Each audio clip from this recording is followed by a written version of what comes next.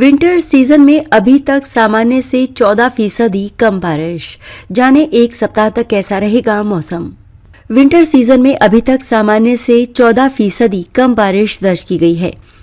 हिमाचल प्रदेश में मौजूदा winter season में अभी तक सामान्य से 14% कम बारिश दर्ज की गई है।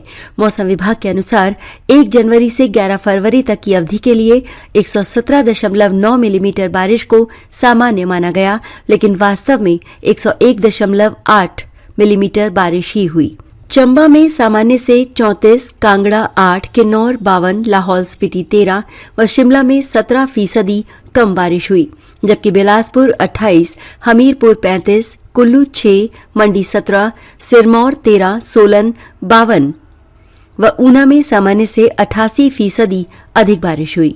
शिमला में न्यूनतम तापमान 6.2, सुंदरनगर 4.8, भुंतर 4.4, कल्पा -1.5, धर्मशाला 6.6, ऊना 7.7, नाहन 9.3, पालमपुर 7.0, सोलन 4.7, मनाली 1.7, कांगड़ा 7.2, मंडी 6.1, बिलासपुर 7.0, जुबड़हट्टी 8.6, कुसुमसेरी 6.3, सेऊबाग 3.3, बरंठी 4.6, कसौली 8.5, पांवटा साहिब 10.0, सराहन 4.3, देहरा गोपीपुर 9.0, ताबो -5.4 व नेरी में 11.7 डिग्री सेल्सियस दर्ज किया गया।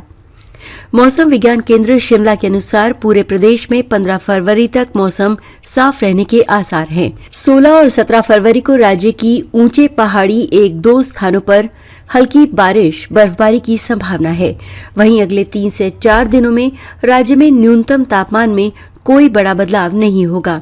अगले 4 से 5 दिनों में राज्य में अधिकतम धीरे धीरे 2 से 3 डिग्री सेल्सियस बढ़ने की संभावना है।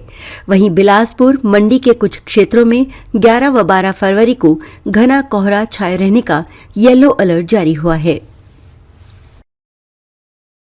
अगर ये वीडियो आपको पसंद आया हो तो चैनल को लाइक और सब्सक्राइब करना बिल्कुल ना भूलें। आपके जो भी कमेंट्स हैं आप हमें कमेंट सेक्शन में दे सकते हैं।